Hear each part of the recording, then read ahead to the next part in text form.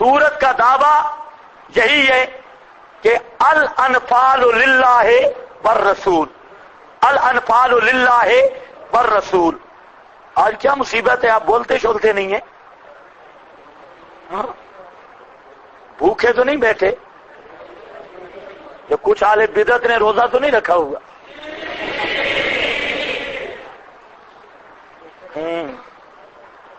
بہت اچھا ہوا۔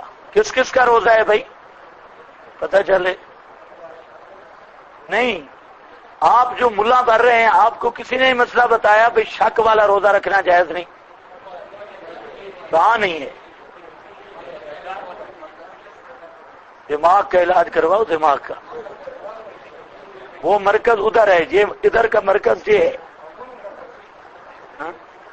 ادھر کا مرکز یہ ہے، پنجاب کا یہ مرکز ہے، اور اس مرکز سے جب تک اعلان نہیں ہوتا شرعاً کوئی روزہ نہیں۔ تو چلو بہرحال بھوکے رہو آج تو، ہم تو یہ دیکھ لو۔ بسم اللہ الرحمن الرحیم۔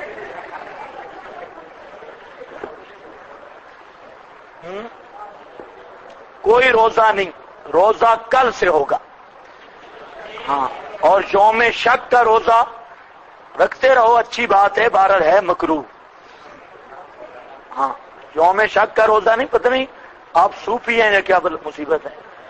تو اچھا تب نہیں بول رہے، اب جو روزہ رکھے ہوئے ہیں نا وہ اونچا بولیں، باقی نہ بولیں، روزے دار ہی بولیں۔ یس بسم اللہ الرحمن الرحیم۔ دیکھو جی ترجمہ دیکھو، یسألونک عن الانفال، سوال کرتے ہیں تجھ سے۔ ہاں بھئی لوڈ سپیکر اگر کوئی چلا سکتا ہے اس کو سیٹ کر کے چلائے۔ اب میرا پھر گلا خراب ہو گیا، اور اس کو اگر کوئی سیٹ کر سکتا ہے، ٹریننگ کرنی ہے تو پھر چھوڑ دو۔ یسألونک عن الانفال، سوال کرتے ہیں تجھ سے انفال کے بارے میں۔ قل، فرما دیجئے، الانفال للہ، انفال صرف اللہ کے لیے ہے، یعنی اللہ کے زیر تصرف ہے۔ والرسول، اور رسول کے لیے ہے، یعنی رسول کے زیر تقسیم ہے۔ فاتقوا اللہ، بس ڈرتے رہو اللہ سے۔ وَأَصْلِحُوا، اور اصلاح کرو، ذات بینکم، آپس میں۔ اصلحوا ذات بینکم، اصلاح کرتے رہو آپس کے معاملات کی، آپس کے معاملات میں۔ اطیعوا اللہ، اور بات مانو اللہ کی، ورسولہ، اور اس کے رسول کی۔ ان کنتم مؤمنین، اگر ہو تم ایمان والے۔ انما المؤمنون الذین، بے شک مومن وہ ہیں، اذا ذکر اللہ، جب ذکر کیا جائے اللہ کا، وجلت قلوبہم، کانپ اٹھتے ہیں دل ان کے، وَإِذَا تُلِيَتْ عَلَيْهِمْ آیاتہ، اور جب پڑھی جائیں اوپر ان کے آیات اس کی، زادتہم ایمانا، پڑھاتی ہیں وہ آیات ان کو ازروے ایمان کے، وَعَلَىٰ رَبِّهِمْ يَتَوَكَّلُونَ، اور اوپر اپنے رب کے بھروسہ کرنے والے ہیں۔ الَّذِينَ يُقِيمُونَ الصَّلَاةَ، وہ جو قائم رکھتے ہیں نماز کو، وَمِمَّا رَزَقْنَاهُمْ يُنْفِقُونَ، اور کچھ اس سے کہ ہم نے ان کو رزق دیا خرچ کرتے ہیں۔ اولئک هم المؤمنون حقا، یہی ہیں جو المؤمنون، ایمان والے ہیں سچ مچ، حقا پکے، لہم درجات عند ربہم، واسطے ان کے درجے ہیں ان کے رب کے ہاں، ومغفرۃ ورزق کریم، اور بخشش ہے، ورزق کریم، اور روزی ہے عزت کی، معزز روزی، عزت والی روزی۔ اب دیکھو جی، سورت کا دعویٰ ہے کل الانفال للہ۔ آیت کا شان نزول سمجھو، ان آیات کا تعلق ہے جنگ بدر کے ساتھ، جنگ بدر کے ساتھ، اس لیے مختصر طور پہ واقعہ سن لو اور اسباب جنگ بدر کے، اس کے بعد یہ مضامین حل ہو جائیں گے۔ اصل میں یہ ہوا کہ مشرکین عرب نے نبی پاک صلی اللہ علیہ وسلم اور صحابہ کرام کو بے حد ستایا، قسم و قسم کے ظلم کیے، صحابہ کرام کو گرم انگاروں پہ لٹایا، اور بھی جو ان سے ظلم ہو سکتے تھے انہوں نے ظلم کیے۔ ان کے مظالم سے مقصود یہ تھا کہ کسی طرح یہ مسئلہ توحید دب جائے اور اللہ کی توحید والا مسئلہ یہ آگے نہ چل سکے۔ لیکن ان کے وہ ظلم و ستم جب حد سے بڑھ گئے تو نبی پاک صلی اللہ علیہ وسلم نے صحابہ کرام کو ابتداءً حبشہ کی طرف ہجرت کی اجازت دی، بہت سارے صحابہ حبشہ چلے گئے، اور بعد میں آپ نے مدینہ کی طرف ہجرت کی اجازت دی۔ چنانچہ صحابہ کرام وہ مدینہ چلے گئے، وہاں کے انصار صحابہ وہ وفد آ کر، کئی وفد آئے، وہ پہلے کچھ مسلمان ہو گئے تھے، مہاجرین بھی وہاں چلے گئے، حتیٰ کہ خود نبی کریم علیہ الصلوۃ والسلام بھی آخر میں آپ بھی وہاں سے ہجرت کر کے مدینہ آ گئے۔ اب مدینہ اور مکہ کا فاصلہ تقریباً 311 میل ہے، 311 میل، کلومیٹر نہیں کہہ رہا، میل کا فاصلہ، وہ تقریباً اتنا فاصلہ ہے، لمبا فاصلہ۔ تو اب جو ہے وہاں پر نبی پاک علیہ الصلوۃ والسلام اور صحابہ کرام وہاں جب رہنے لگے، مکہ کے مشرک پھر بھی انہوں نے پیچھا نہیں چھوڑا۔ خیال کرو، اسباب بھی ساتھ آ رہے ہیں، اسباب پیچھا نہیں چھوڑا، حتیٰ کہ بسا اوقات آتے مکہ کے مشرک حملہ کرتے، صحابہ کرام اونٹ چرا رہے ہوتے یا اور کسی کام میں ہوتے، صحابہ کو قتل کرتے، اونٹوں کو بھگا کے مکہ لے جاتے، تو پیچھے بھی کارروائیاں جاری رکھی۔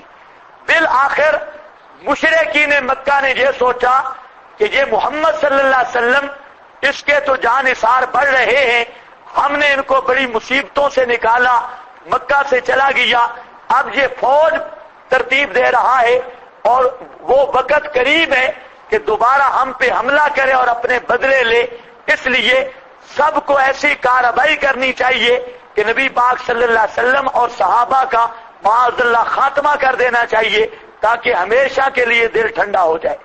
اس کے لیے انہوں نے میٹنگ کی، دار الندوہ، یہ ان کا حال تھا، اس کے اندر میٹنگ کی۔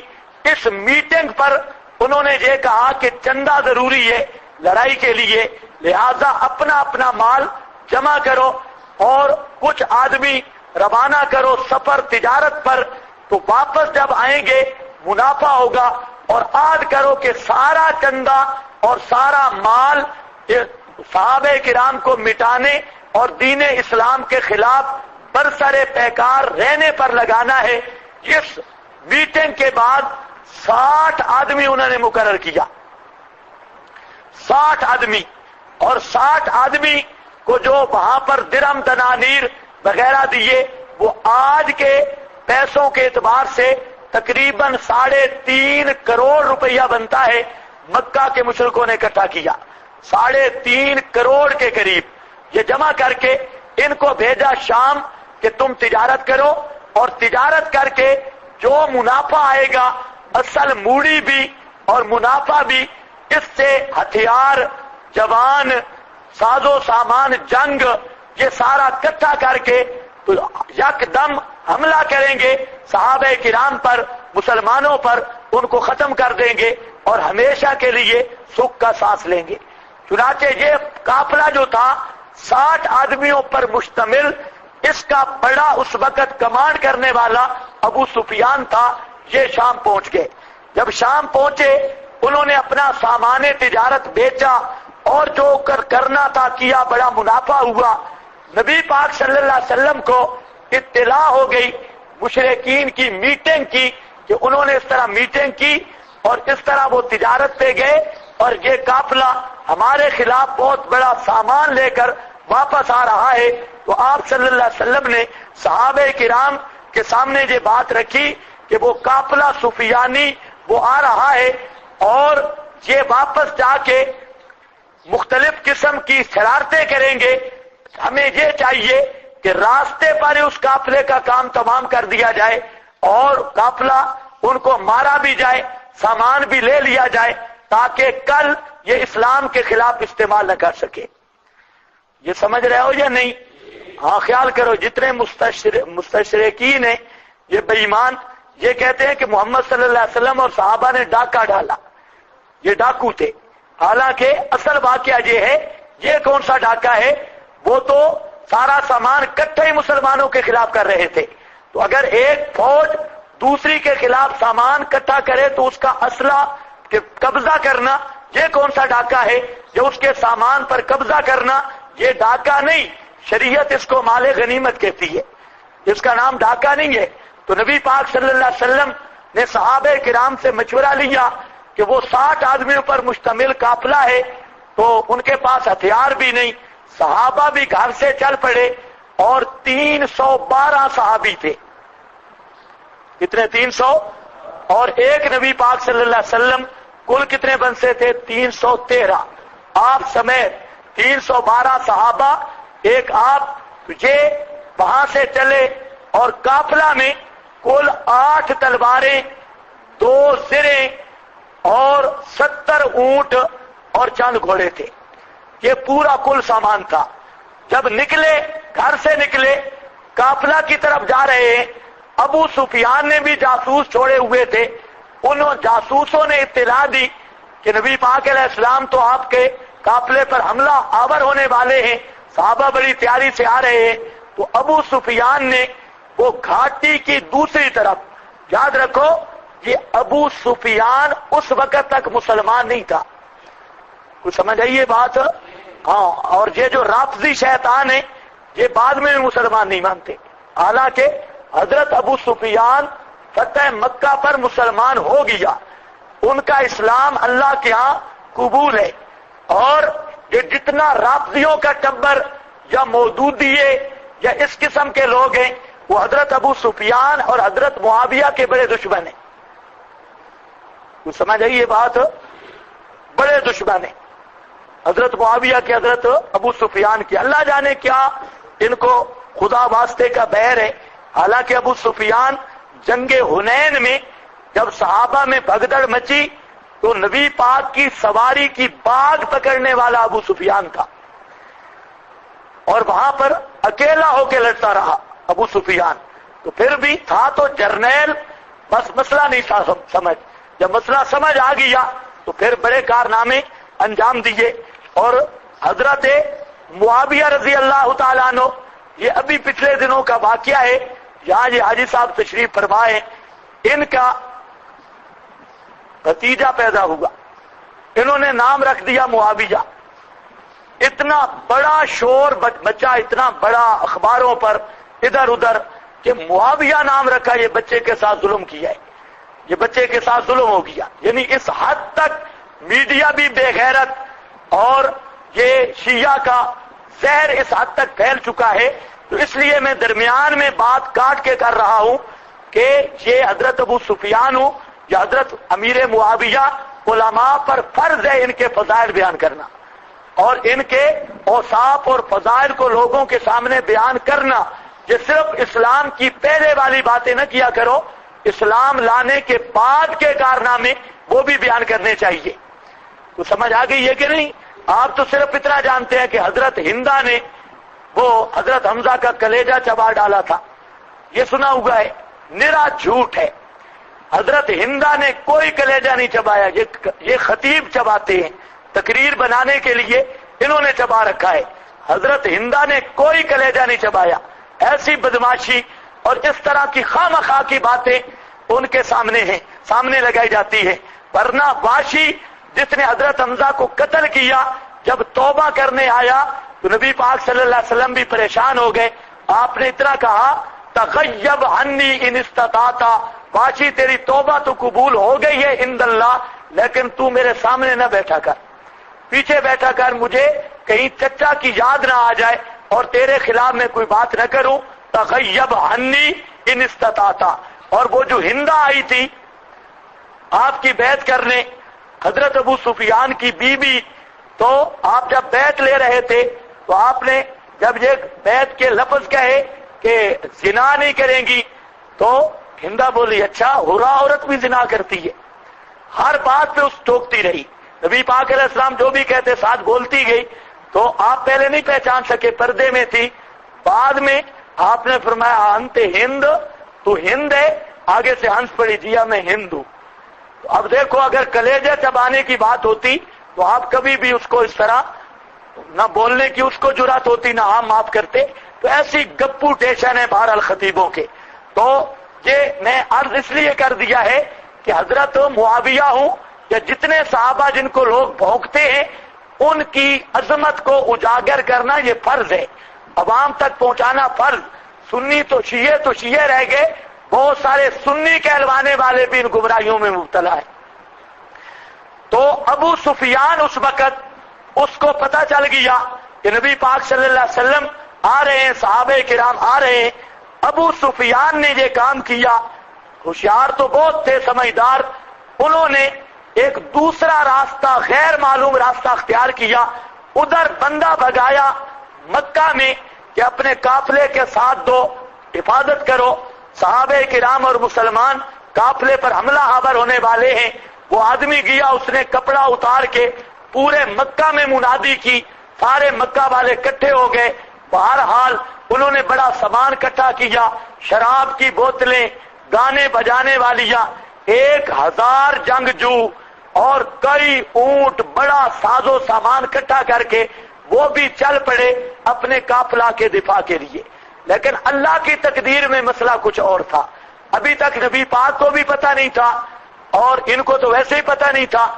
جب صحابہ کرام چلتے چلتے آگے آگے کافی بدر کے قریب کے مقام پر، اور ادھر مشرکین کا قافلہ بدر جا پہنچا۔ یہ بدر جو ہے یہ کنواں تھا، اور بدر نامی آدمی نے جہاں پر کوئی کنواں کھودا تھا تو اس کے نام پر یہ مقام بدر مشہور ہو گیا۔ اصل میں بدر آدمی کا نام تھا، اس نے کوئی پانی کا کنواں وغیرہ کھودا تو وہ نام بدر پڑ گیا۔ بہرحال وہاں پر نبی پاک صلی اللہ علیہ وسلم کا ان مشرکین کا لشکر بڑی ٹھاٹھے مارتا ہوا پہنچا، رجز پڑتا ہوا، اور بڑے شعر و شاعری، ہم یہ کر دیں گے وہ۔ ادھر صحابہ کرام بھی ابھی راستے پر پہنچے تھے، اللہ تعالیٰ کی طرف سے اعلان ہوا کہ اب 2 قافلے ہیں، ان میں جس کو چاہو اسی پر تمہیں غالب کر دو۔ ایک تو وہ چھوٹا عیر ہے قافلہ ابو سفیان والا، 60 آدمی پر مشتمل، اور ادھر فوج آ رہی ہے مشرکین کی۔ مجمل سا اعلان کیا کہ وعدہ ہو گیا احدت طیفتین کا، 2 ٹولوں میں سے ایک ٹولے کا۔ اب وہاں پر آپ نے قیام کیا، صحابہ کرام سے مشورہ لیا، صحابہ کرام سے مشورہ لیا کہ اب قافلہ ابو سفیان کو لینا چاہیے یا ان مشرکوں کے ساتھ لڑائی کرنی چاہیے۔ تو عام طور پہ مشورے کے مقام پر اختلاف رائے تبھی ہے۔ بعض صحابہ کرام نے یہ سوچا ہمارے پاس اسلحہ بھی کوئی نہیں، تیاری بھی کوئی نہیں، اور وہ بڑے تیاری کر کے آ رہے ہیں، اس لیے قافلے پر حملہ کرنا چاہیے اور اس بڑے لشکر سے ٹکر نہیں لینی چاہیے۔ بعض کا خیال یہ تھا۔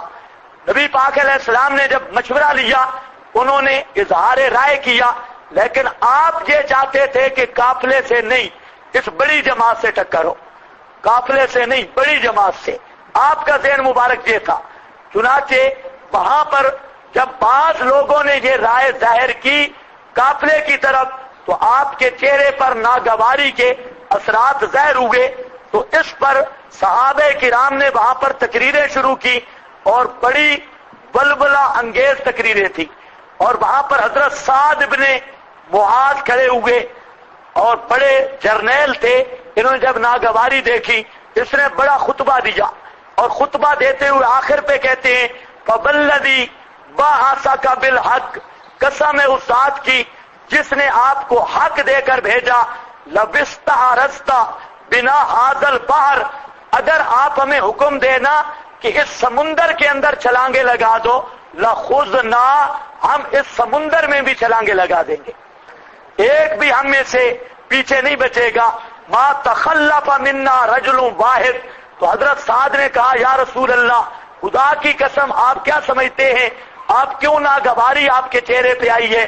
اگر آپ یہ حکم دیں، یہ جملہ معمولی نہیں، ایک تو ہے صرف زبان پہ لانا اور ایک ہے اس کو نبھانا، تو صحابی پورے جذبے کے ساتھ کہتا ہے کہ اگر آپ ہمیں حکم دیں اس سمندر میں کودنے کا لَخُذْنَا، تو ہم سمندر میں بھی کود جائیں گے، صرف ایک نہیں، ما تخلف منا احد، ایک بھی ہم سے پیچھے نہیں رہے گا، سارے کے سارے کود جائیں گے۔ اس کے بعد حضرت مقداد کھڑے ہوئے، انہوں نے تقریر کی اور بڑی مؤثر تقریر مورخین نے وہ نقل کی۔ حضرت مقداد کہتے ہیں یا رسول اللہ ہمیں کوئی قوم موسیٰ سمجھائے، لا نقول ما قال بنو اسرائیل، ہم ایسی بات نہیں کرتے جو بنی اسرائیل نے کہی تھی اذهب انت وربک فقاتلا انا ہاہنا قاعدون۔ اس نے کہا ہم یوں نہیں کہتے، ہم کہتے ہیں انا معک مقاتلون، ہم آپ کے شانہ بشانہ چلیں گے اور ان سے لڑیں گے۔ کسی صحابی نے یہ کہا کہ جہاں آپ حکم دیں ہم تیار ہیں۔ بہرحال بڑی تقریریں ہوئیں، اس پر نبی پاک علیہ السلام نے فیصلہ کیا چلو جی مقام بدر کی طرف۔ صحابہ کرام کا لشکر چل پڑا مقام بدر کی طرف۔ حالت یہ تھی کہ پاؤں میں جوتیاں بھی ٹوٹ گئی اور کپڑے بھی کم تھے، کسی کے سر پہ نہیں تھا، کسی کی قمیض نہیں، اور تیاری بھی کوئی نہیں جنگ کی، اور نہ تلواریں نہ زریں نہ گھوڑے نہ زیادہ اونٹ۔ وہاں پر جب پہنچے تو مشرکین عرب، یہ 17 رمضان کا واقعہ ہے، 17 رمضان، وہاں پر جب پہنچے تو مشرکین عرب انہوں نے پہلے ہی اپنی چوکیاں قائم کی ہوئی تھی، جنگی چوکیاں جو پختہ زمین تھی اس پر مشرکین نے ڈیرا لگا لیا، اور ادھر ایک ٹیلا تھا ریتلا، یہ صحابہ کے ہاتھ آیا، اور ادھر مشرکین نے کنویں جو تھے اس پہ بھی قبضہ کر لیا، پانی پر بھی، ادھر پانی بھی کوئی نہیں تھا، تو اب پہلے بھی بے سر و سامانی اور اس کے بعد اور آزمائش شروع ہو گئی۔ صحابہ کرام ٹیلے پہ، کچا ریتلا علاقہ، مشرکین پکی زمین پہ، ان کے پاس پانی، یہ پیاس سے وضو کرنے کا پانی بھی کوئی نہیں۔ تو اس وقت شیطان نے بڑے وسوسے ڈالنے کی کوشش کی، قرآن ادھر بولے گا، شیطان یہ وسوسے ڈال رہا تھا اگر تم حق پہ ہوتے تو کم از کم تمہیں پانی تو ملتا نا، تم پیاسے مر رہے ہو، حق پہ کہاں؟ تو ایسے شیطان وسوسے ڈالتا ہے۔ اللہ تعالیٰ نے کرم کیا کہ اسی وقت بارش شروع ہوگی، آمنا سامنا تھا جنگوں کا، بارش شروع ہوئی اور سخت قسم کی بارش ہوئی۔ صحابہ کرام نے پانی جمع بھی کر لیا، وضو کر لیا، جس کو غسل کرنا تھا غسل کر لیا، اور جو جانور ساتھ تھے ان کو پلایا۔ اور اب مسئلہ یہ بن گیا کہ مشرکین عرب جس طرف تھے پکی زمین، تو وہ تو کیچڑ بن گیا اور بالکل پھسلاٹ بن گئی، اور صحابہ کرام ریت پہ تھے تو ریت تو جم گئی نیچے، ان کا میدان پکا ہو گیا، ان کا میدان کچا ہو گیا، اور پانی بھی ان کے پاس آ گیا۔ تو بہرحال رات کو انتظار رہا، نبی پاک صلی اللہ علیہ وسلم کا چھپر تھا، بہت بڑا چھپر بنایا گیا، اس چھپر اور ریش میں آپ نے اعلان کیا کہ کون آدمی ہوگا جو رات کو چوکیداری کرے گا۔ صحابہ کرام کہتے ہیں بڑا خوف و ہراس کا سما تھا، ادھر اتنے مشرکین رات، تو حضرت علی کہتے ہیں ہم میں سے کسی آدمی کی جرت نہیں ہوئی، ابھی ہم جواب نہیں دے پائے تھے کہ ابو بکر صدیق رضی اللہ تعالیٰ عنہ وہ تلوار لہراتے ہوئے آ گیا اور کہتے ہیں یا رسول اللہ آج رات میں یہ خیمہ کی حفاظت کروں گا اور چوکیداری کروں گا۔ اس لیے حضرت علی کے بارے میں حضرت علی کہتے ہیں کہ ہم میں سب سے بڑا بہادر حضرت ابو بکر تھے، اشجع الناس۔ یہ تو شیعوں نے مشہور کیا نا کئی باتیں، اور آپ بھی کہتے ہیں در خیبر داؤ کھیڑا ہے، یہ پتہ کوئی نہیں، خیبر کے 7 قلعے تھے، حضرت علی کی کمانڈ میں 1 قلعہ فتح ہوگا، باقی 6 کا پتہ نہ مولویوں کو ہے اور نہ ذاکروں کو ہے۔ مولوی بھی خیبر کو حضرت علی نے فتح کیا، تو خیبر کے 7 قلعوں میں سے 1 قلعہ حضرت علی کی کمانڈ میں فتح ہوا، باقی 6 کا کوئی نام ہی نہیں لیتا، پتہ ہی کوئی نہیں۔ چلو بہرحال تو علی کا مقام اپنے درجے میں برحق ہے، لیکن علی صدیق کی شان کو نہیں پہنچ سکتا کسی کام میں بھی۔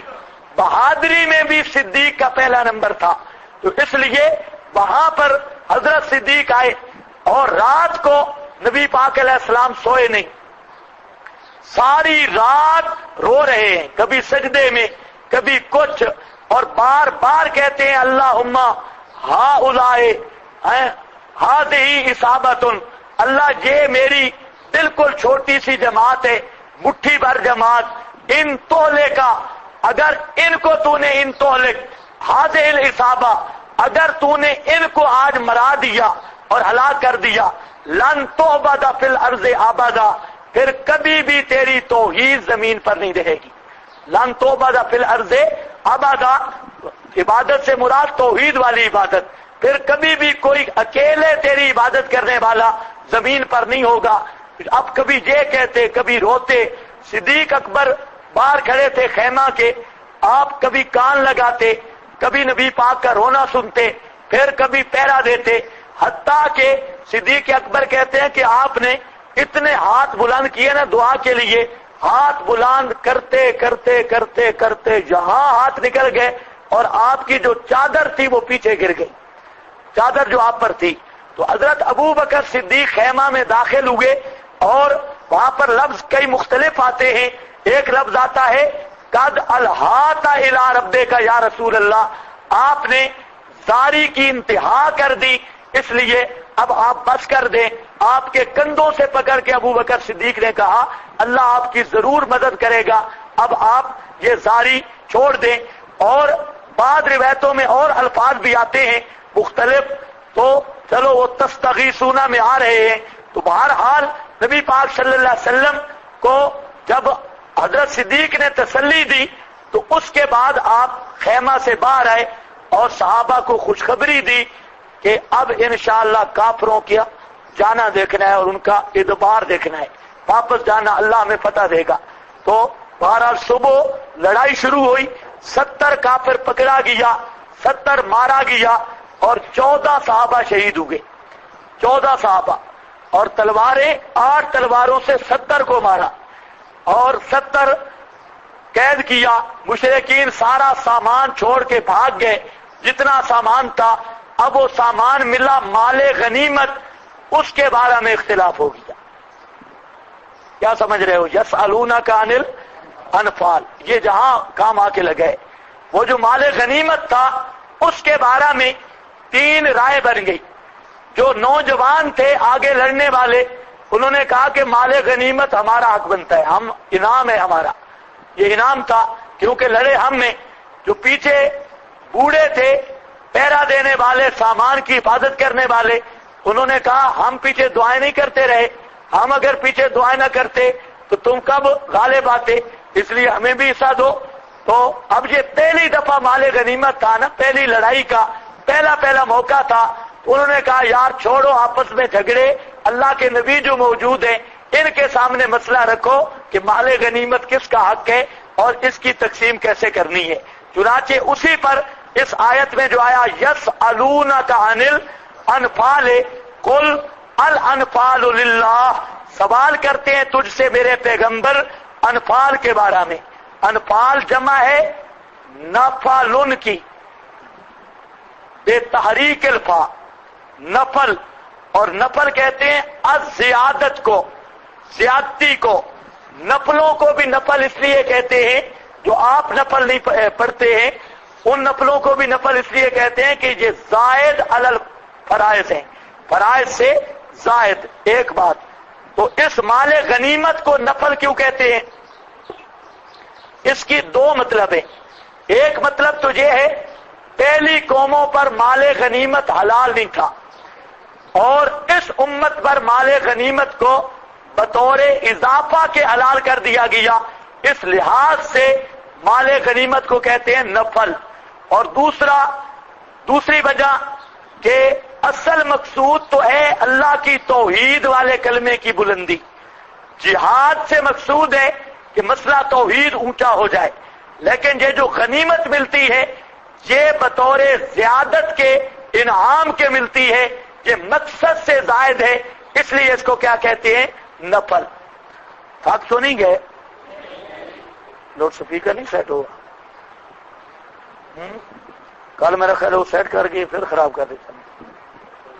ہاں کیتا ہے نا، کیتا ہے نا، خراب کیتا ہے نا، بابا آخری خراب کیتے کوئی لاج ہے۔ ہاں بھائی، یسألونک عن الانفال، سوال کرتے ہیں تجھ سے انفال کے بارے میں۔ قل الانفال للہ، فرما دیجئے کہ انفال للہ اللہ کے لیے ہے، والرسول اور رسول کے لیے۔ اوپر لکھا ہے دعویٰ حصہ اولا بالاجمال، یعنی ان کی تقسیم تمہاری رائے پر نہیں بلکہ حکم شرعی ہے۔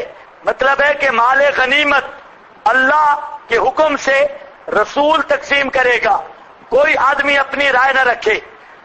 فاتقوا اللہ، پس ڈرتے رہو اللہ سے۔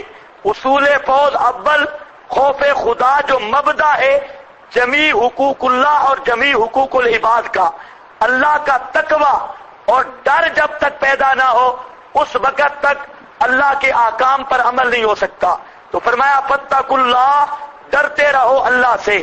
وَأَصْلِحُوا ذَاتَ بَيْنِكُمْ، یہ ذات کے لفظ کو بعض بزرگوں نے زائد مانا ہے، اور مطلب مانا ہے اصلحوا بینکم، اور جہاں پر ذات کا لفظ بطور زائد کے لایا گیا، لیکن زائد کرنے کی ضرورت نہیں۔ آیت کا مطلب یہ ہے کہ اصلاح کرو آپس کے اندر۔ کس چیز میں؟ یعنی حسد اور بغض آپس میں نہ رکھو، آپس میں مل کر رہو، آپس کی ناراضگیاں اور رنجکیاں چھوڑ دو۔ کچھ سمجھ رہے ہو کہ نہیں سمجھ رہے؟ مسلمانوں کی جماعت متحد رہے، آپس میں ٹوٹ پھوٹ، حسد، افتراق نہ ہو۔ جوڑ ہوتا ہے مومن کا مومن کے ساتھ۔ رحماء بینہم، اصلحوا ذات بینکم، درست رکھو آپس کے احوال اور معاملات کو۔ وَأَطِیعُوا اللَّهَ، اور اطاعت کرو اللہ کی، وَرَسُولَهُ، اور اس کے رسول کی۔ ان کنتم مومنین، اگر ہو تم ایمان والے۔ جہاں پر اشکال ہے زبردست، کس کو کہا گیا ان کنتم مومنین؟ صحابہ کرام کو، حالانکہ ان تو امور شکیہ میں آتا ہے، شک والے کاموں میں۔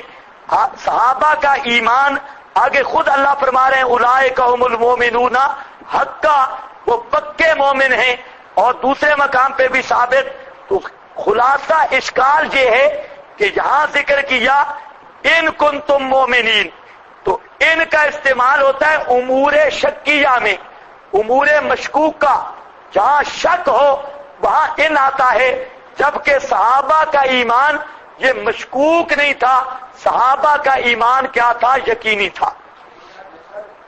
کچھ سمجھ آئی ہے سوال؟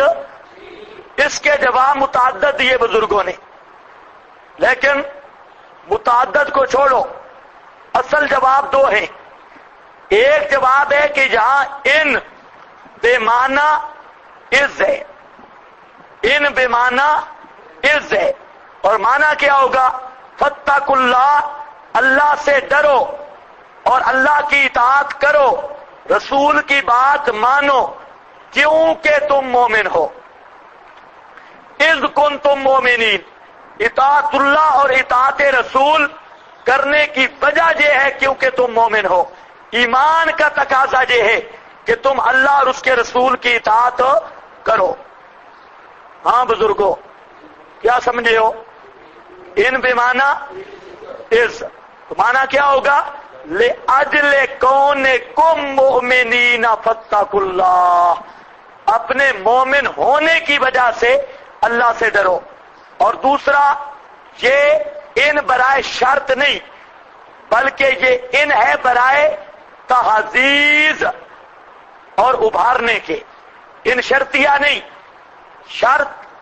شرط کے معنی میں نہیں، شرط تحزیز کے معنی میں ہے۔ تحزیز کا معنی ہوتا ہے ابھارنا، کسی کو ترغیب دینا۔ تو فرمایا ان کنتم مومنین، اللہ نے ترغیب دی، ابھارا کہ تمہارے ایمان کا تقاضا یہ ہے اپنی طرف سے فیصلے نہ کرو، اللہ اور اس کے رسول کی بات مانو، یہ اس پر ابھارا جا رہا ہے۔ انما المؤمنون الذین، اب ذرا خیال کرنا ہے، اللہ نے 5 اوصاف ذکر کیے مومنین کے کہ مومن ہوتا کون ہے۔ 5 اوصاف۔ پہلا وصف کہ مومن وہ ہوتا ہے جس کے دل میں اللہ کی عظمت ہو، جس کے دل میں اللہ کی عظمت ہو۔ اگر اللہ کی عظمت نہیں تو ایمان بھی نہیں، تو مومن وہ ہوتا ہے جس کے دل میں اللہ کی عظمت ہو۔ نمبر 2 کہ مومن وہ ہوتا ہے جو قرآن سن کر خوش ہو جائے۔ اب تو بول پڑو، نہیں تو اطلاق ایمان ہی کہیں سلب نہ ہو جائے۔ مومن وہ ہوتا ہے جو قرآن سن کر خوش ہو اور اس کا ایمان بڑھ جائے، مومن وہ ہے۔ کتنے ہو گئے؟ 2۔ تیسرا، مومن وہ ہوتا ہے جو بھروسہ صرف اللہ پہ رکھتا ہے، نہ قبر پر، نہ تعزیے پہ، نہ تابوت پہ، نہ بڑے پہ، نہ چھوٹے پہ، نہ زندے پہ، نہ مردہ پہ۔ مومن کا بھروسہ کس پہ ہوتا ہے؟ صرف اللہ پر۔ کتنے ہو گئے؟ 3۔ نمبر 4، مومن وہ ہوتا ہے جو عبودیت کے آداب کو برقرار رکھتا ہے، عبودیت کے، بندگی کے آداب بجا لاتا ہے۔ اور نمبر 5، مومن وہ ہے جس کے دل میں بخل بھی نہیں اور کنجوسی بھی نہیں۔ کتنے وصف آ گئے؟ کتنے؟ نمبر 1 چپ،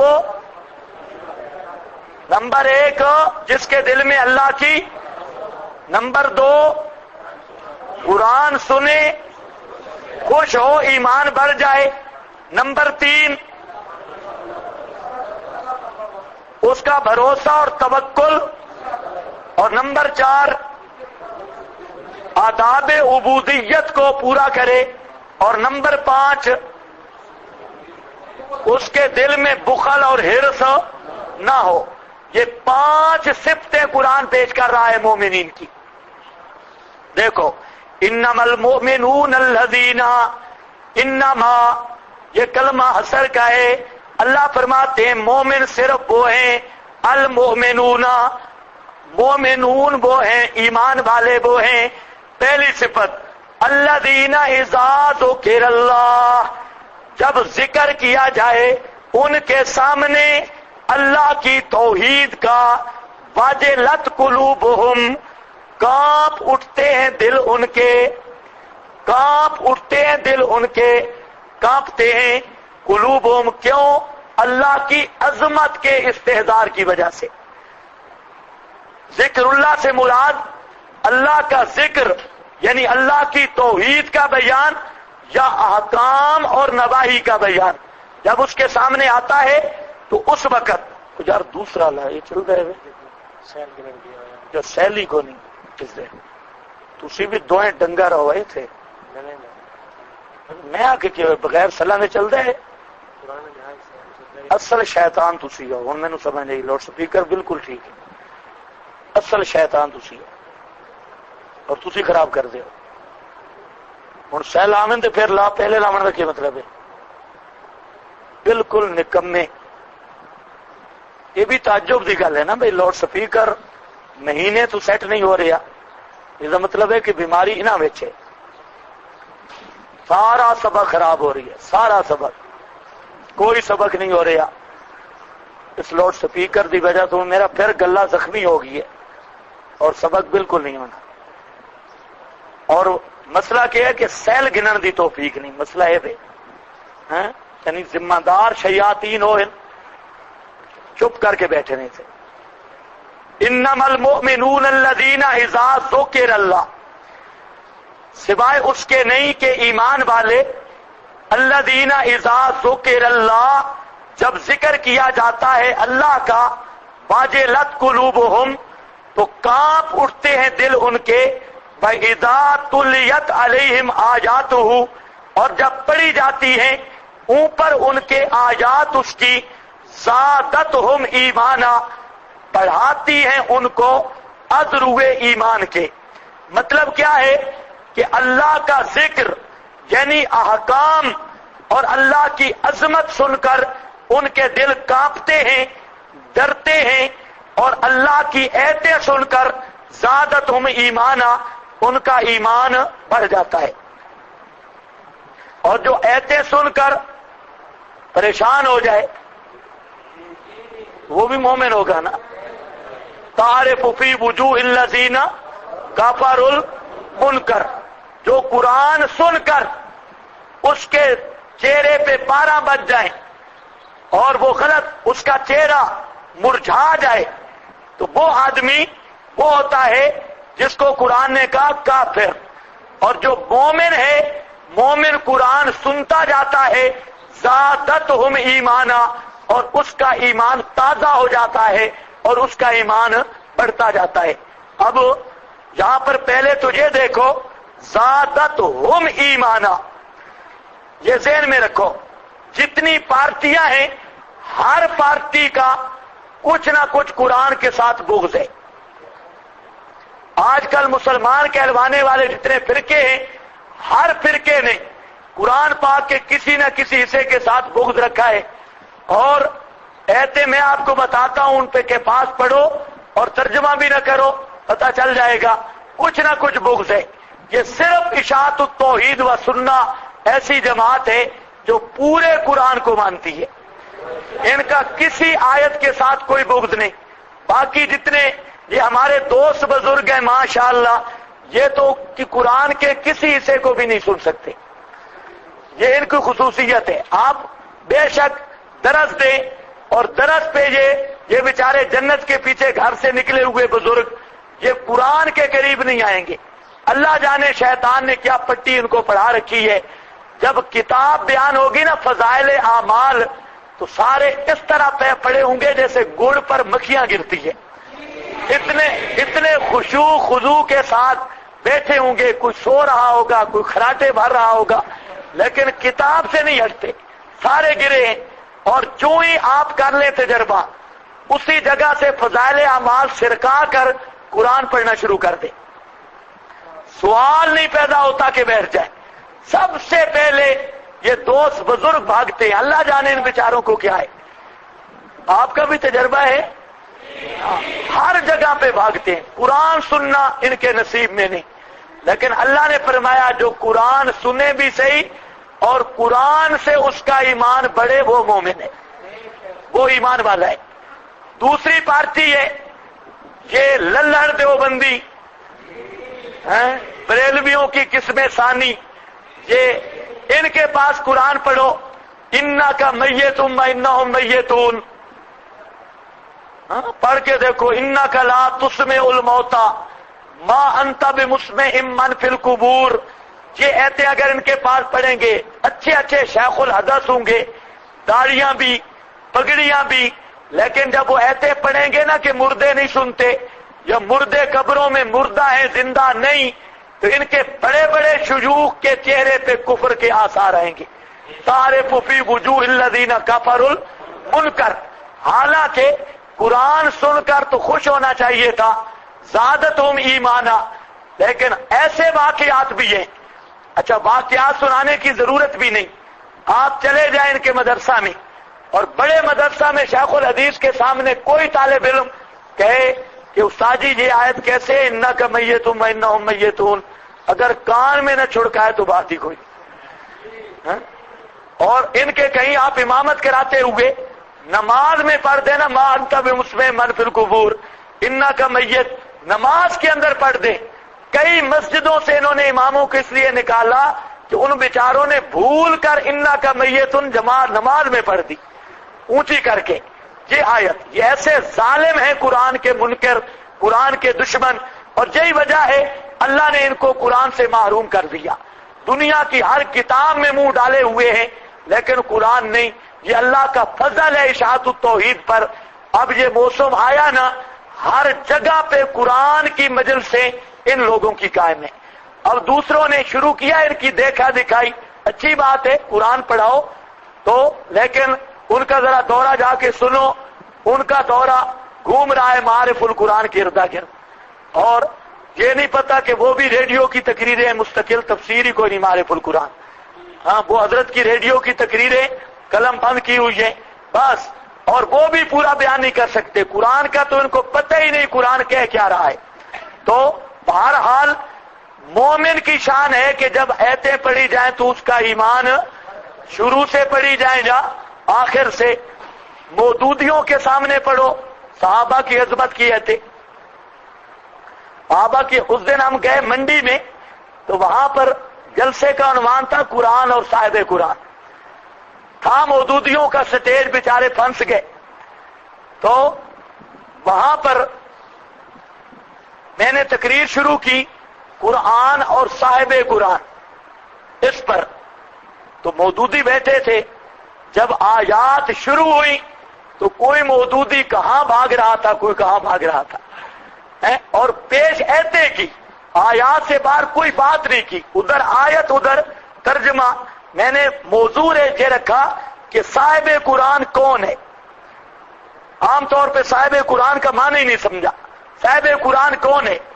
لوگ کہتے حافظ کے باپ کو تاج پہنایا جائے گا، مکالا ہوگا، حدیث میں تو کہیں نہیں آتا. جب خطیب کہتے حافظ کے باپ کو تاج پہنایا جائے گا، حافظ کے باپ کو جو کیا جائے گا، حافظ کو جو کہا جائے گا، ذخیرہ حدیث میں مجھے کوئی حدیث نہیں ملی. اور وہاں پر بھی میں نے کہا وہاں جو آپ ہی اب پریشان ہو گئے، بھئی چنگے بھلے تاج تھے، یہ خطیبوں کی مہربانی ہے. حافظ کے بارے میں کوئی نہیں. ہاں وہاں پر جو حدیث ہے وہ ہے یقال لصاحب القرآن، صاحب قرآن کو کہا جائے گا. اور صاحب قرآن کی وضاحت وہاں موجود ہے. من احل حلالہ وحرم حرامہ.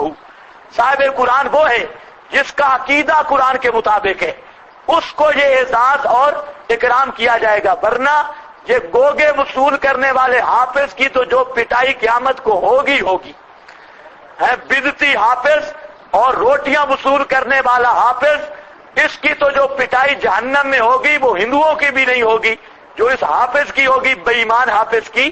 تو لکالو لے صاحب القرآن. تو صاحب قرآن وہ ہے جس کا عقیدہ قرآن کے مطابق. تو میں نے کہا کہ اب قرآن کا عظمت یہ ہے جو مسئلہ قرآن بیان کرے اس کو آدمی مان لے اور قرآن کے مقابل کسی چیز کو بھی نہ مانے. بس جہاں سے میں نے شروع کیا قرآن کہتا ہے اولئک هم الراشدون، اور مقابلے میں مودودی کی عبارت. مودودی کیا کہتا ہے، قرآن کیا کہتا ہے؟ بس تھوڑا سا کام چلا تو 10 منٹ نہیں پچا سکے. کوئی ادھر بھاگ رہا ہے، کوئی ادھر بھاگ رہا ہے. تو ہمیشہ باطل وہ ہوتا ہے جو قرآن نہ پچا سکے. قرآن مومن کی علامت بیان کرتا ہے اذا تلیت علیہم آیاتہ زادتہم ایمانا. اپنے ایمان کا بھی تجربہ کر. اگر قرآن سن کے دل میں خوشی آتی ہے، ایمان بڑھتا ہے تو سمجھ لے مومن ہے، اس کا ایمان ہے. اور اگر قرآن سن کے تکلیف ہو رہی ہے تو سمجھے کہ اندر گند ہے، ایمان نہیں. دوسرا جہاں پر مسئلہ ہے بزرگوں بڑا معرکۃ الآراء، کچھ تو پہلے میں بیان کر چکا ہوں لیکن تھوڑا سا دوہرا دیتا ہوں. جو بے زرگ لیٹ آئے ہیں ان کے لیے یہ جو زیادت الایمان کا مسئلہ ہے، ایمان بڑھ جاتا ہے، یہ قرآن پاک میں متعدد مقام پہ ذکر ہوا. اور اس بات کو سمجھنا ہے زیادت الایمان، ایمان بڑھتا کیسے ہے. ایک تو ہے سورۃ التوبہ اور آیت نمبر 124 نکالیں، صفحہ نمبر 308 پڑھو ذرا. ہاں آگے جہاں پر بھی زیادت کی بات ہے. اور سورۃ الفتح آیت نمبر 4 اس میں بھی زیادت ایمان کا ذکر ہے. اور سورہ المدثر آیت نمبر 31، جلدی کرو بزرگوں جلدی، آیت نمبر 31. ہاں سورۃ الفتح پڑھو، یہ بھی زیادت ایمان لیزدادوا ایمانا. اور سورۃ المدثر آیت نمبر 31. یہ قرآن کھولنے کی توفیق نہیں ہے. پہلے بھی آپ کو بتایا، پہلے قرآن کھولو بعد میں لکھا کرو. یہ مقام سورۃ الانفال کی آیت نمبر 2 اور توبہ کی آیت نمبر 124، سورہ فتح کی آیت نمبر 4 اور المدثر کی آیت نمبر 31. اس میں مسلسل ذکر آ رہا ہے زیادت ایمان کا، کہ ایمان بڑھتا ہے. اب اس سے جو غیر مقلد ہیں انہوں نے جہاں اور احناف پہ اعتراض کیے، ایک اعتراض ان کا یہ ہے امام اعظم امام ابو حنیفہ رحمہ اللہ پر. وہ کہتے ہیں کہ الایمان یزید و ینقص. غیر مقلد کہتے ہیں ایمان بڑھتا بھی ہے اور کم بھی ہوتا ہے، جبکہ امام ابو حنیفہ کہتے ہیں کہ ایمان نہ بڑھ سکتا ہے نہ کم ہو سکتا ہے. تو امام صاحب کا یہ مسئلہ قرآن کے خلاف ہے. اس کو آج کل بہت بڑا اچھال رہے ہیں غلط رنگ دے کر کہ امام صاحب کا مسئلہ قرآن کے خلاف. دو باتیں ذہن میں رکھ لو. پہلی بات کہ یہ کہنا کہ امام ابو حنیفہ زیادت ایمان یا نقص ایمان کے قائل نہیں، یہ بہتان ہے. امام صاحب کا یہ مسئلہ ہی نہیں، نہ یہ احناف کا ہے. ایک بات. دوسری بات یہ سمجھو کہ زیادت ایمان کا مطلب کیا ہے. زیادت ایمان بڑھتا ہے، اس کا کیا مطلب ہے؟ اس کی دو صورتیں ہیں. ایک ہے زیادت ایمان با اعتبار کمیت کے، اور دوسرا ہے زیادت ایمان با اعتبار کیفیت کے. زیادت فی الکم، زیادت فی الکیف. زیادت فی الکم دونوں کی مثال یہ ہے کہ گلاب کا پھول تھا، اس پر بارش اور شبنم کے قطرے پڑے. اب پہلے وہ پھول تھا 1 تولے کا، اور پھر بڑھ کے بن گیا 1.25 تولہ کا، 1.5 تولہ کا. ایک بڑھنا یہ ہے، اور اس بڑھنے کو کہتے ہیں زیادت فی الکم، کمیت کے اندر اضافہ ہوا. اور نمبر 2 دوسرا، وہ پھول 1.25 تولہ تو نہیں ہوا، پھول تولے ہی رہا، لیکن اس کا رنگ نکھر گیا، اس کی خوشبو بڑھ گئی. اس زیادتی کو کہتے ہیں زیادت فی الکیف. اگر پھول کا وزن بڑھ گیا تو وزن کا بڑھنا کیا ہے؟ زیادت فی الکم. اور اگر چلو فی الحال ہوں چھوڑ دے، ٹائم ویسے بھی نہیں رہے، میری مہربانی. ہاں بھائی، زیادت فی الکم اور زیادت فی الکیف، یہ بات سمجھ گئے یا نہیں سمجھ گئے؟ اب ہم کہتے ہیں کہ ایمان بڑھتا ہے، لیکن بڑھتا کس اعتبار سے ہے؟ زیادت فی الکیف، کیفیت میں اضافہ ہوتا ہے، جس کو کہتے ہیں ایمان تازہ ہو جاتا ہے. اور ایمان کی خوشبو، اطمینان کا کیف وہ جدید بن جاتا ہے، اور اس پھول کی خوشبو کی طرح اور اس رنگ کی طرح ایمان کے اندر نکھار آتا ہے، جلا آتی ہے، ایمان کے انوارات بڑھتے ہیں، روشنی بڑھتی ہے، کیفیت میں اضافہ ہوتا ہے. یہ مطلب ہے ایمان کے بڑھنے کا. غیر مقلد کہتے ہیں نہیں، پہلے ایمان ہوتا ہے چھٹاک، پھر ½ کلو بن جاتا ہے. تو ہم کہتے ہیں یہ چھٹاک اور ½ کلو تمہارا پتہ نہیں ایمان کہاں رہتا ہے، تم نے ایمان سمجھا کیا ہے.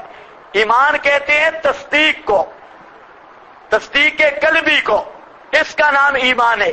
اور تصدیق قلبی سے بڑھ کے کوئی درجہ یقین کا نہیں، اگر بڑھ سکتا نہیں. اور تصدیق میں کمی آ جائے تو شک بن جاتا ہے، اور شک والا بے ایمان ہوتا ہے، ایماندار نہیں ہوتا. تو اصل کمیت کے اعتبار سے ایمان نام کس کا ہے؟ تصدیق قلبی کا. اب تصدیق میں زیادت ممکن ہی نہیں، کمی میں کمیت کے اعتبار سے زیادت کمی ممکن نہیں، کیونکہ کمی کی صورت میں وہ کیا رہے گا؟ شک. اور جب شک بنے گا تو شکی آدمی بے ایمان ہوگا، مومن نہیں ہوگا. تو غیر مقلد کہتے ہیں ہم بے ایمان ہی ٹھیک ہیں، لیکن امام ابو حنیفہ کی مخالفت ضرور کرنی ہے. کوئی سمجھ گئے یا نہیں سمجھ گئے؟ تو میں کیا کہہ رہا ہوں کہ یہ کہنا کہ امام صاحب زیادت ایمان یا کمی کے قائل نہیں، یہ جھوٹ ہے۔ امام صاحب جو بات کرتے ہیں وہ اور بات ہے۔ امام صاحب کہتے ہیں کہ ایمان کمیت میں نہیں بڑھتا، ایمان میں زیادتی ہوتی ہے باعتبار کیف، باعتبار تازگی اور باعتبار نورانیت کے۔ یہ نہیں ہے کہ تصدیق سے کوئی اوپر درجہ ہو بڑھ جائے یا تصدیق کے کسی نیچے درجے پہ آ جائے، اس طرح ایمان نہیں بڑھتا۔ خلاصہ کیا نکلا؟ ہمارے نزدیک ایمان بڑھتا ہے، اور بڑھنے کا مقصد ہے ایمان کا تازہ ہونا، ایمان کی رونق اور انوارات کا بڑھ جانا۔ کیا سمجھے ہو؟ یہ بات سمجھ گئے؟ اب ہم غیر مقلدین سے پوچھتے ہیں کہ ایک نسل ہو جس کے تم مدعی ہو زیادت فی الکم کے، زیادت فی الکیف کے تو ہم نہیں منکر، صاف نص پیش کرو زیادت فی الکیفیت میں کہ ایمان کی کیفیت میں اضافہ ہوتا ہے، اور کمی پر کوئی مطلق نص پیش کرو۔ کمی پر تو نص ہے ہی کوئی نہ، نص ہے زیادت پر، تو زیادت پر جھگڑا نفس سے زیادت میں نہیں، جھگڑا کس میں ہے؟ جھگڑا چپ میں ہے۔ ہاں آج لگتے بچوں ہو، میں آپ کو 2 بجے سے پہلے چھوڑ دوں تو کہنا، بالکل نہ بولو۔ 2 بجے یا 2:30 بجے آج نماز پڑھیں گے۔ ہاں سارے چودھری بن کے بیٹھے، ہاں بولو تو جان چھوٹے گی نہیں، تو آج 2:30 بجے میں دیکھتا ہوں، اور 3 بجے انشاءاللہ پھر سبق شروع کر دیں گے۔ جی بار بار آپ کو کہا بھائی آپ بولتے کیوں نہیں؟ میں جب آپ کو دیکھتا ہوں پھر مجھے وہ جملہ کہنا پڑتا ہے کہ پتہ نہیں اللہ جانے ان کو سمجھ آ رہا ہے یا کیا ہو رہا ہے۔ ہاں شکلیں تو سب کی ایسی معصوم ہیں کہ کسی ایک کو بھی سمجھ نہیں آ رہا۔ اچھا اب آپ کو یہ بات سمجھ آ گئی ہے؟ جھگڑا کس بات میں ہے؟ زیادت ایمان فی الکم۔ اب غیر مقلدوں کو کہو لاؤ نص، لاؤ نص۔ اب نص تو نہیں آئے گی، نص جائیں گے ضرور۔ ایک ہوتا ہے نص لانا، ایک ہے نص جانا۔ نص نہیں لا سکتے، نص جائیں گے۔ ہاں بھائی دیکھو،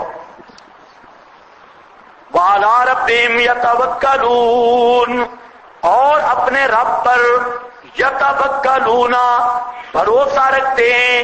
توکل کا معنی، ہاں بھائی توکل کا معنی تفویض جمیع الامور الیہ، تمام امور کو اس کے سپرد کر دینا۔ یتوکلون توکل کرتے ہیں، بھروسہ رکھتے ہیں۔ ہاں بھئی یہ بات بھی سمجھ لو، صحابہ نے پوچھا ہے کہ توکل کس چیز کا نام ہے؟ حضرت عمر نے پوچھا اونٹ کا گھٹنا باندھ کے چھوڑنا یہ توکل ہے یا ویسے چھوڑ دینا یہ توکل ہے؟ اس کو تھوڑا کم کرو آواز کو۔ یہ توکل ہے۔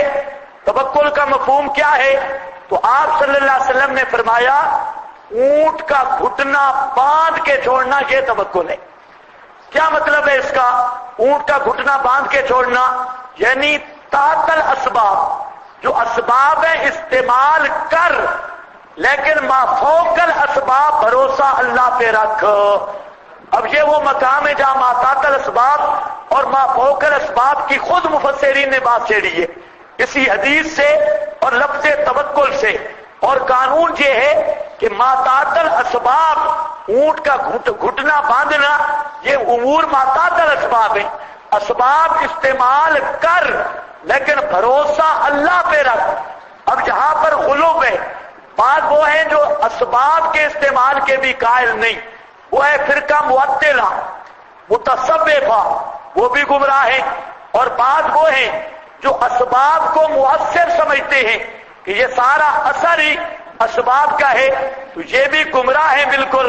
امام ابن کثیر نے تو جہاں تک لکھا کہ ایک آدمی نے کتا رکھا ہوا ہے، اور اس کا ذہن یہ بن گیا کہ اگر کتا نہ ہوا تو میری بکریاں نہیں بچ سکتی، تو یہ آدمی بھی دائرہ اسلام سے خارج ہو گیا، کیونکہ کتے کو رکھنا تھا بطور سبب کے، اب اس نے اعتماد رکھ لیا کس پہ؟ کتے پہ۔ او بزرگوں، مؤثر اللہ ہے، وہ چاہے تو اسباب کو بھی کام میں لگائے، چاہے تو ان کا اثر سلب کر دے۔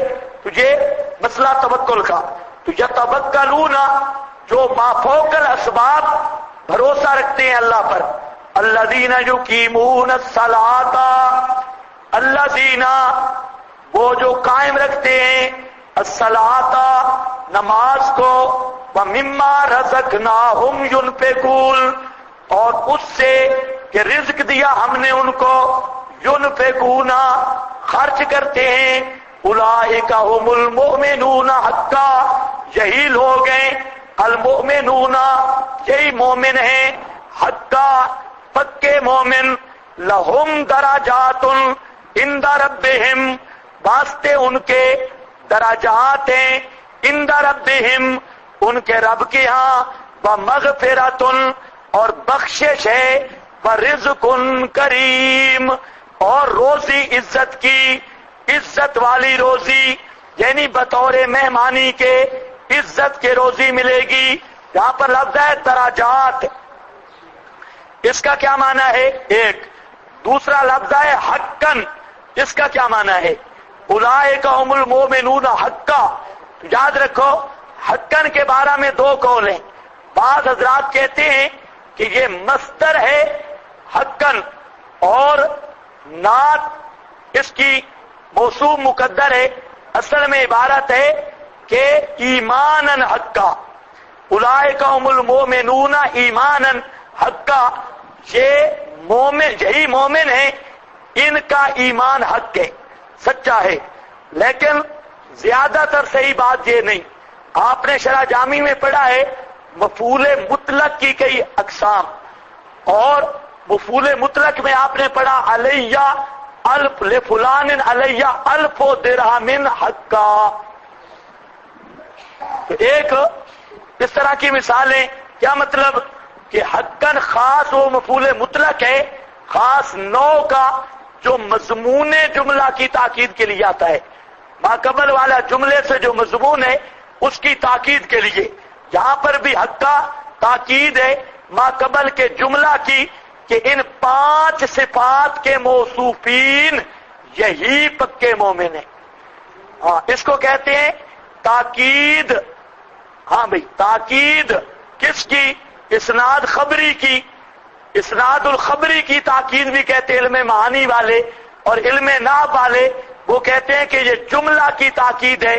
اس صورت میں لفظ ہوگا احق حقن، یہ عامل مقدر ہوگا۔ دوسرا لفظ ہے درجات، درجات کے لفظ کے بھی دو معنی ہیں، دو مفہوم ہیں۔ ایک مفہوم یہ ہے کہ درجات کا مطلب ہے جنت کے درجے، جنت کے درجے، اس کے لیے درجات الجنہ، اور وہ ہوں گے قیامت کے دن۔ اس کے لیے آپ آیت نکالیں سورۃ الاحقاف اور آیت نمبر 19، سورۃ الاحقاف آیت نمبر 19، جلدی 1020 میں۔ کلن دراجات، یہ دراجات کون سے ہیں؟ جنت والے، اس سے مراد جنت کے دراجات ہیں۔ اچھا، اسی طرح اسی کے لیے آپ نکال لیں سورت بنی اسرائیل اور آیت نمبر 21۔ یہ قرآن جلدی نکالا کریں، اور پہلے ایتے نکالیں، لکھائی بعد میں، پینٹر حضرات۔ سورہ بنی اسرائیل اور آیت نمبر 21، صفحہ 580 بھائی۔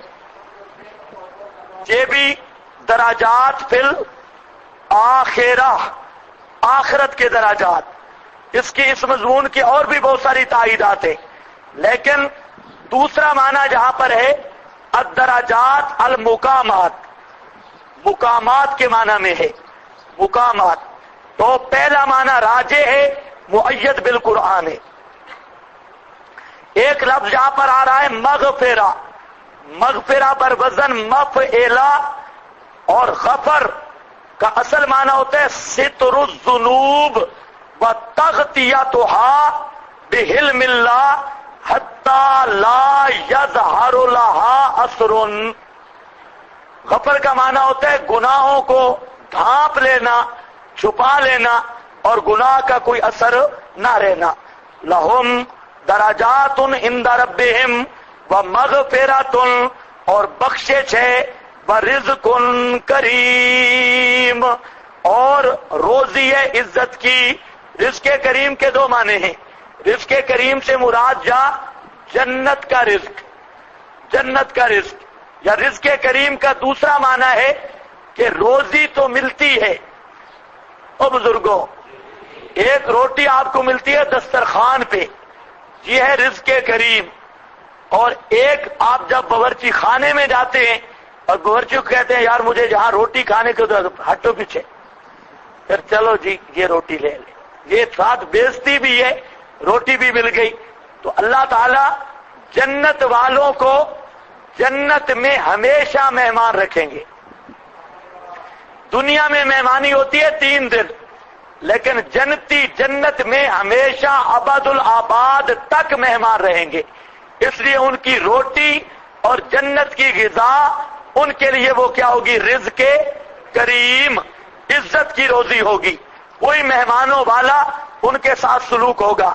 اب ذرا خیال کرنا ہے، کما اخراجا کا، کما اخراجا کا ربو کا من بیتک بالحق، جیسا کہ نکالا تجھ کو تیرے رب نے تیرے گھر سے، بالحق ساتھ حکمت کے، یا حق بے معنی حکمت ہے، ساتھ حکمت کے، ان فریقا من المؤمنین، بے شک ایک گروہ مومنوں سے، لکارہون البتہ ناپسند سمجھ رہے تھے، طبعا لکارہون یجادلونک فی الحق، جو جھگڑ رہے تھے فی الحق کے ظاہر بات میں، ما تبینہ وہ جو ظاہر ہو گئی، کانما گویا کہ وہ چلائے جاتے ہیں الموت طرح موت کے، فہم ینظرون حالانکہ وہ دیکھ رہے ہیں، وَإِذْ اور جس وقت وعدہ کیا اللہ نے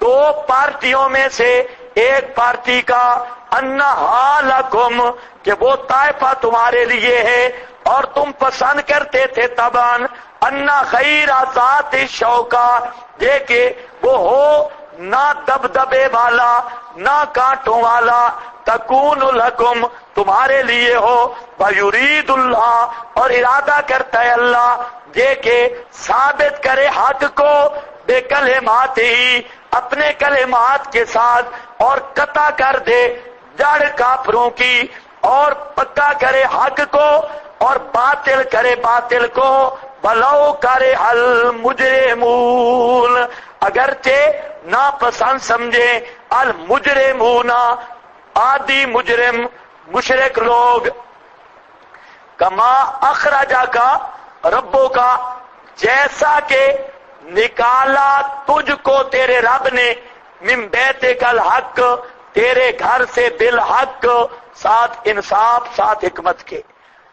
یہ آیت ہے، اس پر جو کما آیا نا کاف، او بزرگوں کیا آیا کاف، اس کے مفسرین نے 16 مطلب بیان کیے۔ اس کے کاف کے کتنے مطلب بیان ہوئے؟ 16 مطلب، بعد نے 18 بیان کیے، لیکن بات بنی کوئی نہیں۔ کاف تشبیہ کی ہے جی، مشبہ بھی کیا ہے جی، وجہ تشبیہ کیا ہے جی۔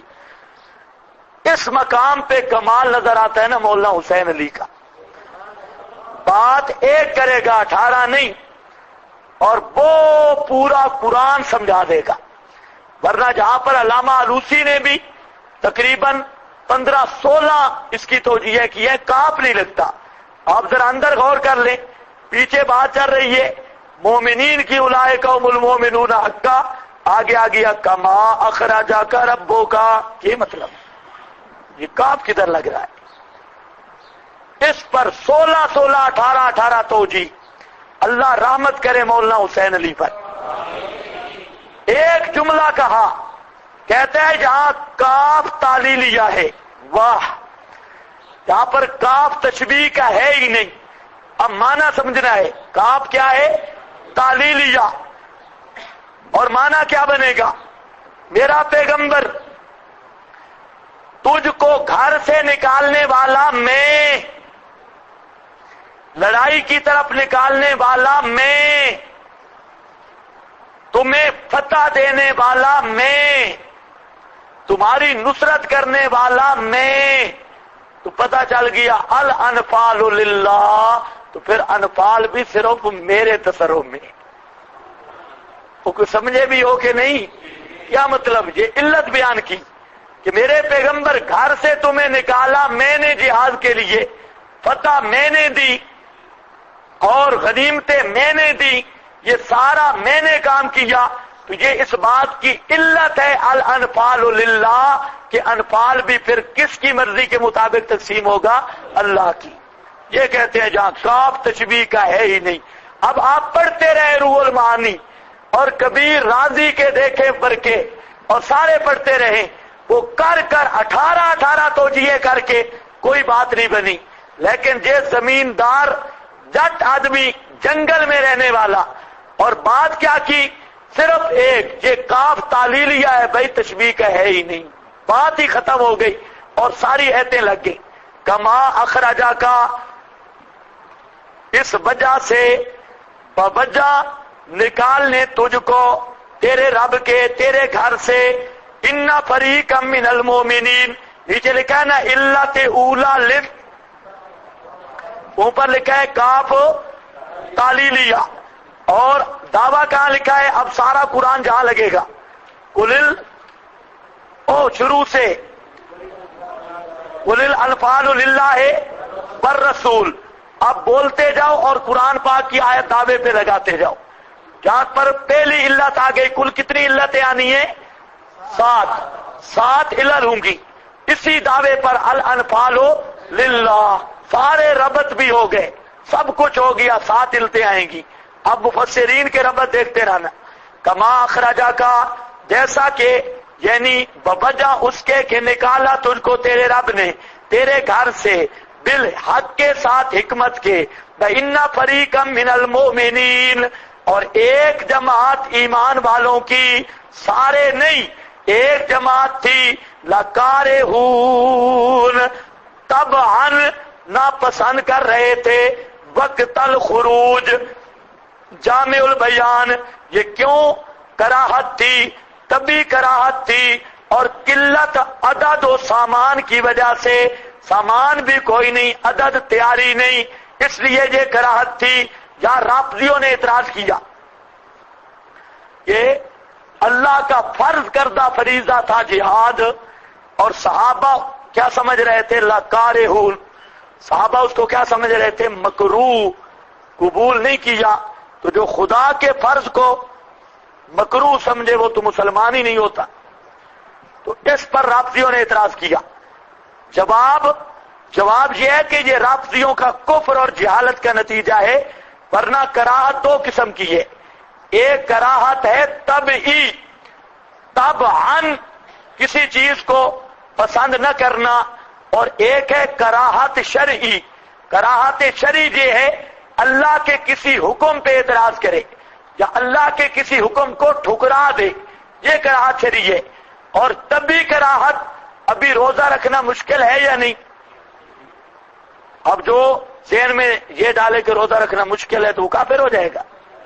یہ کیا ہوگی؟ کراہت طبعی. یہ کیا ہے؟ کراہت طبعی. اور کراہت طبعی یہ کمال کے منافی نہیں. جیسے خوف طبعی یہ کمال کے منافی نہیں. حضرت موسیٰ نے ڈنڈا ڈالا، ڈنڈا سانپ بن گیا، حضرت موسیٰ علیہ السلام ڈر کے بھاگ گئے، وہاں سے چل پڑے، ڈرے بلم جو عقب. تو وہ خوف کیا تھا؟ خوف طبعی. تو طبعی امور ایمان کو متاثر نہیں کر سکتے. ایمان کا تعلق ہوتا ہے اختیار کے ساتھ، اور طبیعت یہ اختیار میں نہیں ہوتی. اگر طبعی طور پہ کوئی ڈر جائے یہ بھی ایمان کے منافی نہیں. طبعی طور پہ اگر کوئی گراں یا مشکل چیز محسوس ہو، یہ بھی تو کوئی ایمان کے منافی نہیں۔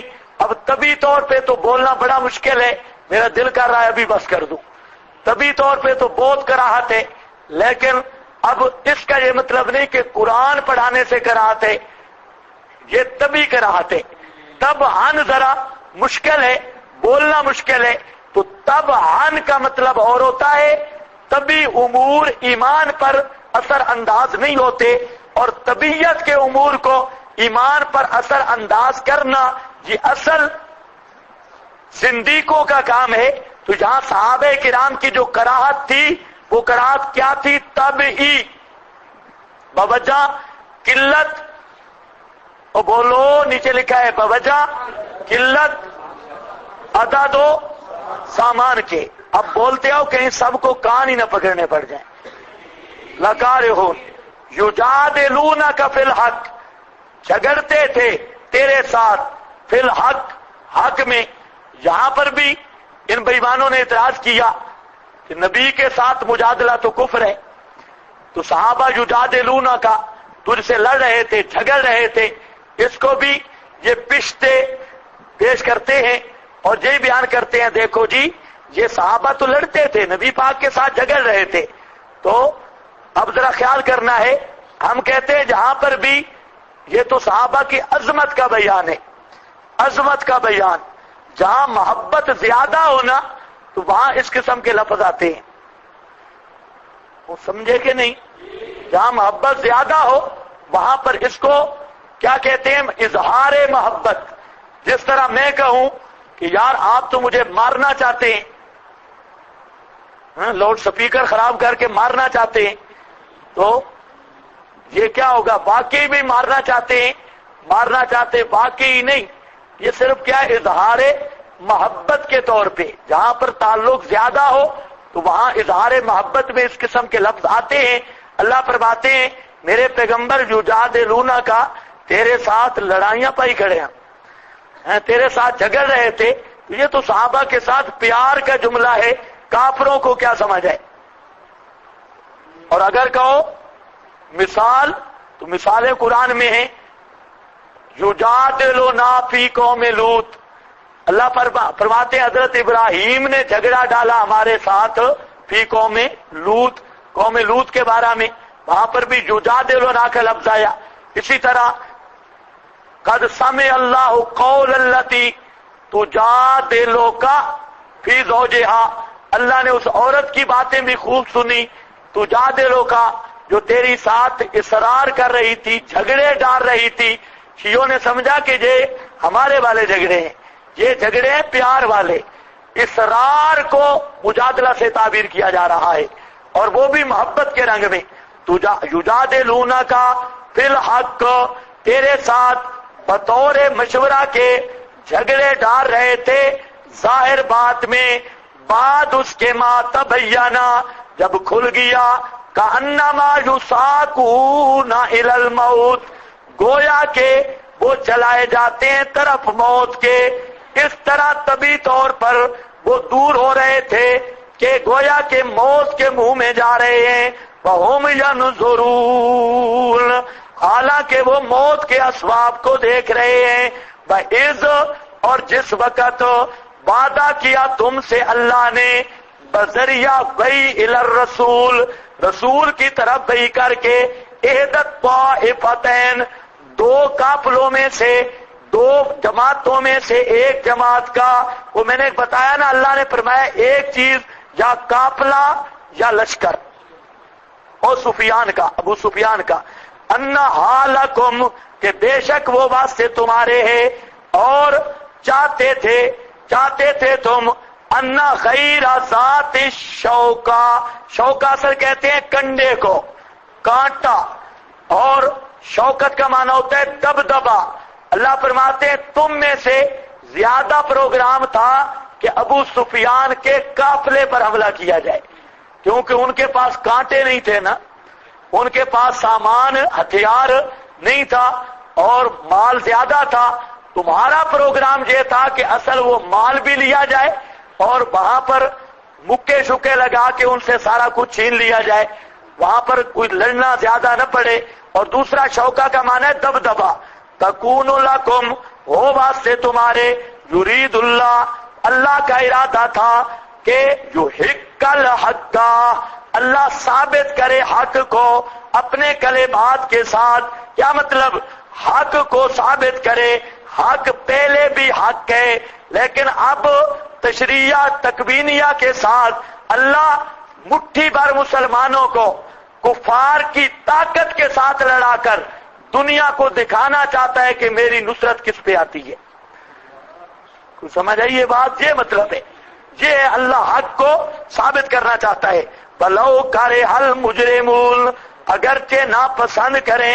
ہاں بھئی وَيَقْطَعَ اور تاکہ کاٹ دے اللہ دابر الکافرین جڑ کافروں کی. لِيُحِقَّ الْحَقَّ یہ لام کدھر لگ رہا ہے؟ لِيُحِقَّ کا خیال کرنا ہے. لام کا تعلق ہے ما قبل کے ساتھ.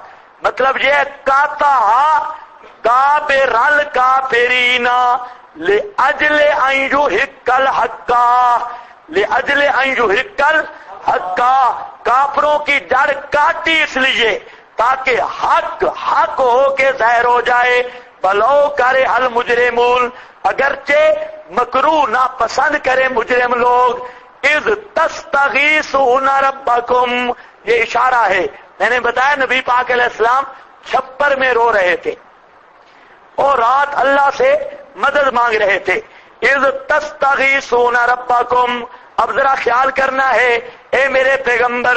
اذ تستغیثون جس وقت. اچھا آپ کے پاس یہ علت ثانیہ کہاں لکھی ہے؟